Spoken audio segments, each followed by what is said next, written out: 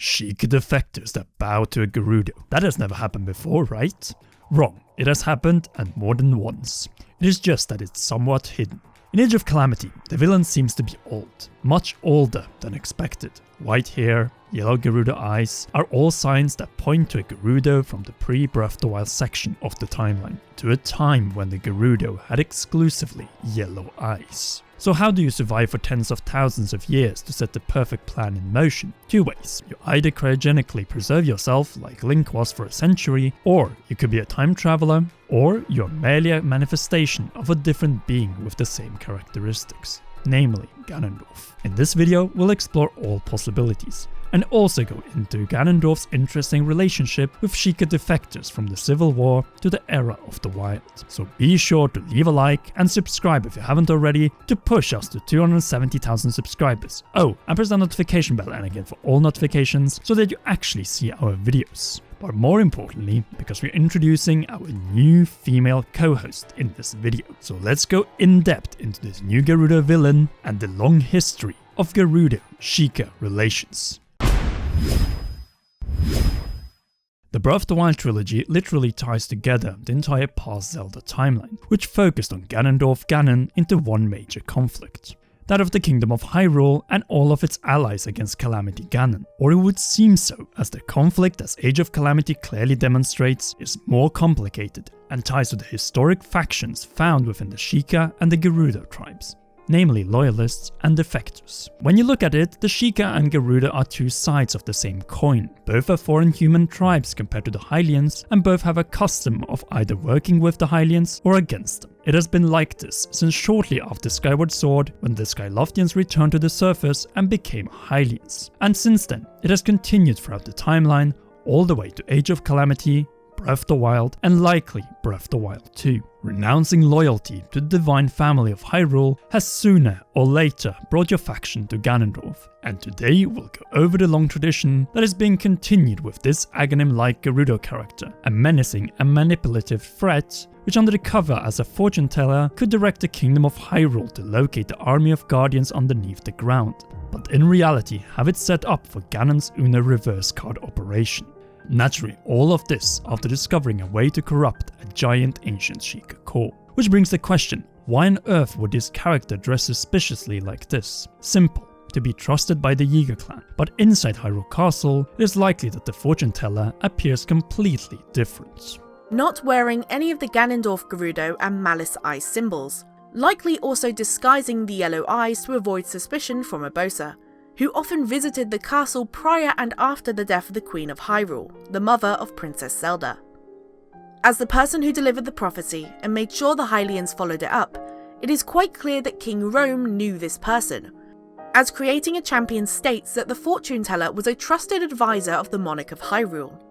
In other words, this cloaked character did everything right to prevent her cover from being blown and being exposed for aiding Ganon during his return.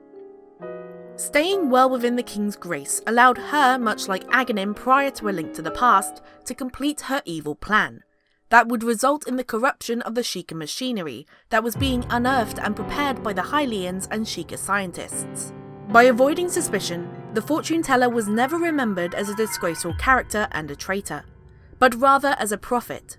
A being who foresaw the danger of Calamity Ganon, but also the source to oppose it underneath the ground. Thus, the downfall of the Kingdom of Hyrule was blamed on Calamity Ganon and his malice alone, exactly the outcome that the traitor desired.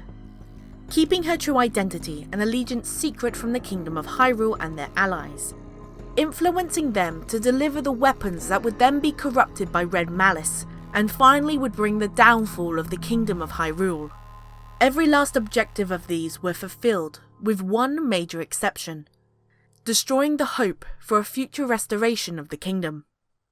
As Princess Zelda engaged Calamity Ganon in combat for the next century, and Link, upon awakening from the Shrine of Resurrection, destroyed the Calamity and left Dark Beast Ganon to be sealed away by Princess Zelda. In other words, at the end of Breath of the Wild it is 1-1, but the initiative is on the side of Link and Zelda, who are now after Ganondorf in the sequel. No doubt, the master of the new villain in Age of Calamity is most likely the imprisoned Ganondorf. which could hint that the newly introduced villain might have lived or preserved herself until the events of Breath of the Wild 2. In other words, become a major obstacle and threat in the way. If she survived in the end of Age of Calamity and was able to get into cryogenic preservation, much like Link did for the next 100 years. A nightmare from the past that slept through Breath of the Wild but could return for vengeance in the sequel. And this time, not to hide in the shadows. By the way, who could this mysterious Gerudo allied with the Yiga clan Sheikah be? Well, obviously a Gerudo, but a very old Gerudo who does seem to resemble Twin Rover. So is this a new Twin Rover, which is here to fill in for the surrogate mother of Ganondorf in Ocarina of Time? Or perhaps it even is the 400-plus-year-old Twin Rover, but from the child timeline, as Kumi and Kotoke were never defeated by Link in that branch of the timeline.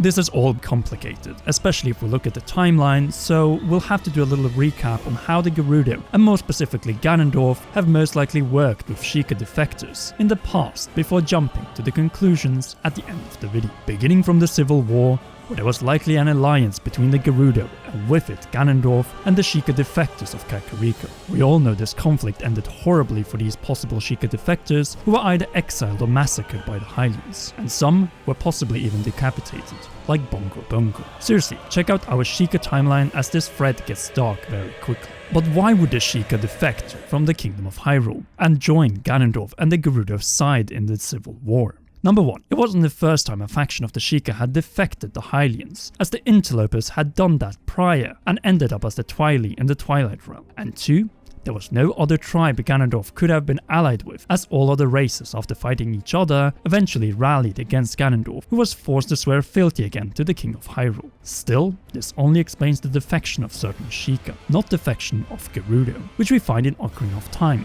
where Nabooru aided Link against Ganondorf in the Spirit Temple and after the defeat of Twin Rover from the Chamber of Sages, though this only transpired in the adult and downfall branches of the timeline. In the child branch, Link never made his way to the Spirit Temple before departing for Termina, and Ganondorf invaded Hyrule shortly afterwards. It is possible that the Gerudo avoided a genocide but ended up instead exiled thanks to Nabooru, who could have also in this branch gone against Ganondorf's back, which would eventually result in the Gerudo King's botched execution and banishment to the Twilight Realm. Here, he eventually allied with another defector, Zant, this time from the Twili, which we already established were most likely the first defectors of the Sheikah tribe. Together, they invaded the Kingdom of Hyrule and continued to scheme until they were both defeated by the hero of Twilight. Out of the 3 timeline branches, the child timeline is the only one to bring back the Gerudo, but that the reconciliation was put on another trial after a new Ganondorf rose from the tribe and was eventually sealed as Ganon in the Fourth Sword. Finally, we have the ancient Sheikah, who helped secure victory over the previous Calamity Ganon, but was seen as a threat and forced to make a choice, abandon their technology and continue life under simple rural conditions in Kakariko, or face a manhunt for rejecting this order and thus betraying the race they are supposed to serve, the Hylians. This is exactly how the Yiga clan came to be, but without a powerful ally that could reverse the strength of the Kingdom of Hyrule, they could do little else than just ambush opponents. This is where we get into our Gerudo villain, since it is very likely that a faction within the Gerudo tribe, despite the intense hatred the majority of Gerudo share for Calamity Ganon, remain loyal to their last king and the last chronicled male Gerudo within the tribe.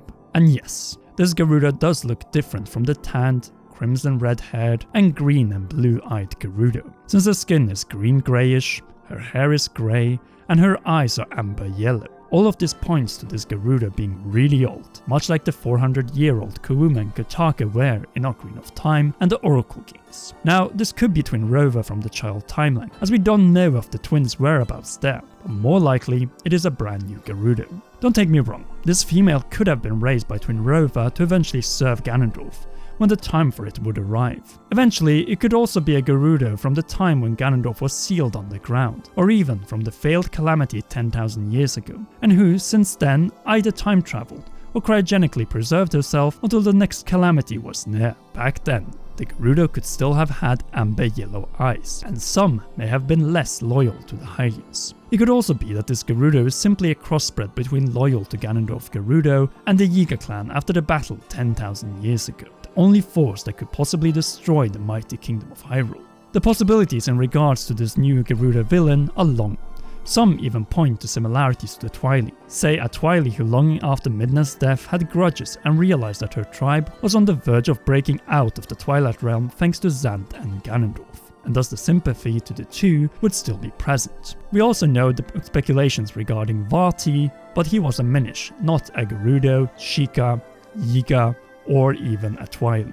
But no doubt, an Aghanim-like tactic to infiltrate from the inside of Hyrule Castle, the return of Gerudo and Sheikah defectors working together against the Kingdom of Hyrule to help Ganondorf the human to return after clearing the path to dominance through Calamity Ganon and Malice, and most of all doing all of this and not being caught for doing so, is something we can't wait to see further explored in Age of Calamity. And who knows, maybe even in Breath of the Wild 2. The plot thickens, and the same does your urge to press that like button. And to not miss any other Zelda and Age of Calamity videos, be sure to press that red subscribe button and turn it grey to subscribe to the Commonwealth Realm, and press that notification bell and again for all notifications. And big thanks goes to Super Zelda Girl, who I want to introduce to you as our new Zelda co-host. This video was indeed a great fit, since Age of Calamity has a strong female villain aiding Calamity Ganon, and warriors, aka Princess Zelda, Gerudo Chief Urbosa, and Sheikah Rune's Master Young Impa, to opposed, so please give her a warm welcome in the comments section down below. A big thanks as always goes to all our great patrons, and in particular our royal producer Charles Shash on patreon.com/commonrealm. But now, please enjoy one or both of these two awesome videos.